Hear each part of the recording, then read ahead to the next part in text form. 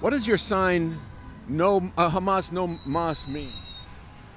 It means let's get rid of these maniacs.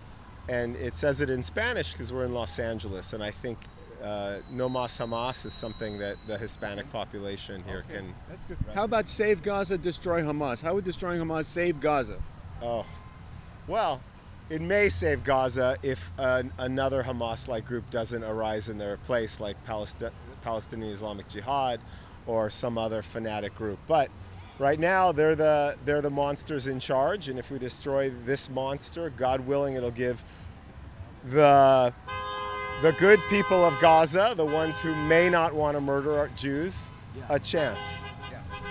Whose responsibility do you feel what's afflicting what has afflicted the Palestinian residents of Gaza? Whose responsibility do you feel it is? Well, I think it's easily explained by the saying, Hamas could have been another Paris or another beautiful beachfront town. If they had just not wanted to murder Jews and destroy Israel, then I think it could have been a paradise. I mean, I'm asking you specifically about the bombings of northern Gaza. Whose responsibility do you feel that is? Is it Israel's or? No, it's absolutely Hamas. Israel has no choice, zero choice. Any nation, any people would be doing much worse than Israel. God forbid if Jews had attacked an Arab population, a cross-border attack on an Arab population, then there would be wholesale slaughter of Jews. If woohoo! Right on. Destroy Hamas. Bastards. Yep. Yeah. So yeah, I mean, and I think it's important to turn the tables a little bit in the conversation, and say the truth, which is, if Jews were protesting violently in an Arab country, they would just be massacred.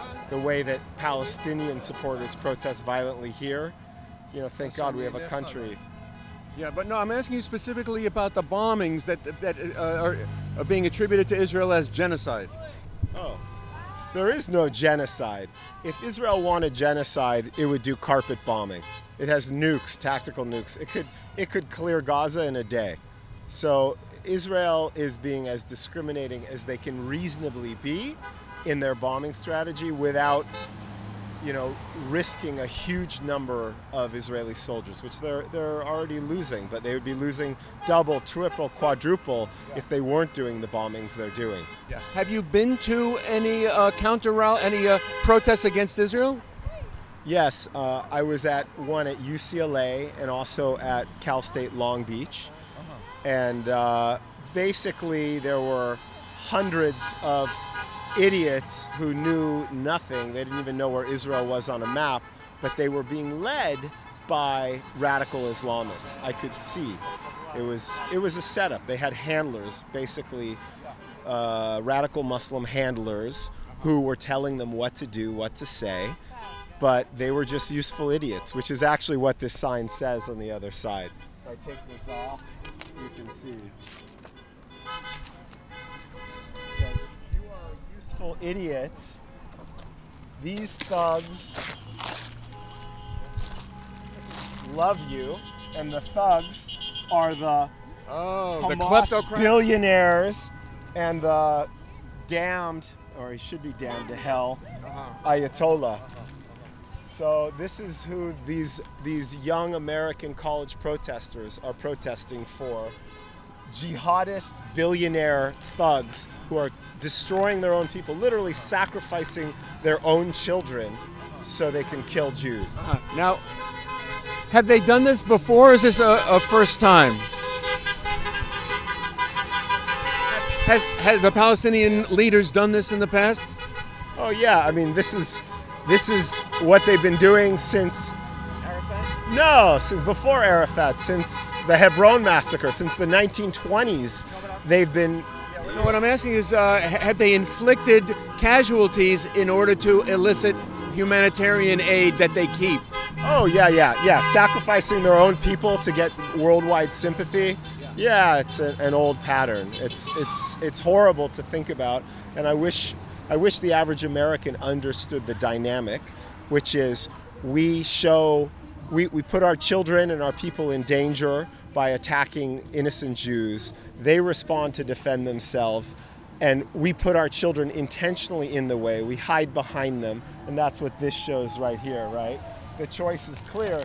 Israeli soldiers are in front of their civilian population, whereas Hamas hides behind them like cowards. Right. And they get more funds, and that's why Well, they aren't cowards. bastards are billionaires. They aren't cowards, right? They want the people to get killed. Yes, they want their people to die. And maybe they're not cowards because some of them are willing to sacrifice their life. But I call someone a coward if they hide behind civilians and shoot from positions they know endanger their own people. Anyway. How well organized do you think these pro-Israel protests are by comparison to the anti-Israel? Well, okay, so if you look at this protest here, film over there for a second. I want you to notice the difference. If this were a Palestinian, a pro-Palestinian, which is really a pro-Hamas protest, then everybody would be chanting in unison, free Gaza, from the river to the sea, all this nonsense in lockstep, like robots. Well organized. They're very well organized by their Muslim handlers, by their Islamic radical handlers. But to be fair, the Answer Coalition? You familiar Yes, with that? yeah, the communists are in it too. Right, Absolutely. They're Marxists. In fact, they make the signs that are carried about Gaza. Now, what's the Marxist element? Why are the Marxists... That's a great question. You know, I heard Dennis Prager speak to this last week, and he said it as clearly, I think, as I've ever heard said.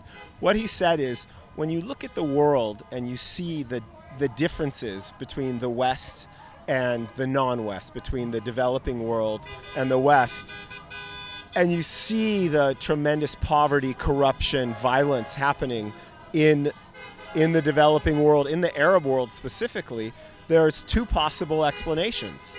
One explanation is, oh wow, the West must have, to get so far ahead and be so well off, the West must have stolen its wealth from the Arabs, from the third world, so to speak, the developing world.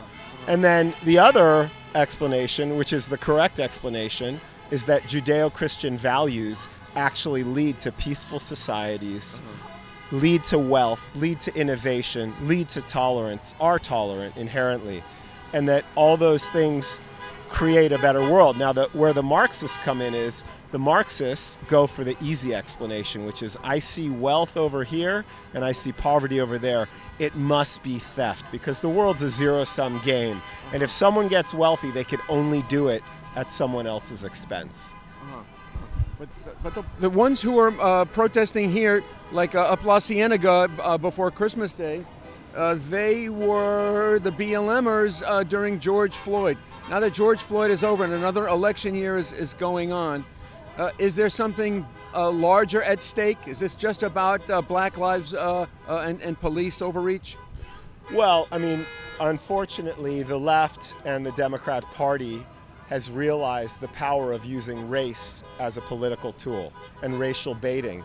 And so this plays into their hands, just like George Floyd, who wasn't murdered, who we now know died of mostly drug and natural causes, heart disease and all the afflictions that he implemented on his body with drug use. Yeah. And it's a useful tool for them. And the Democrats I used to be a Democrat, but they have disgusted me to no end with their lies and deceit and willingness to pit Americans against each other for political gain. It's really disgusting.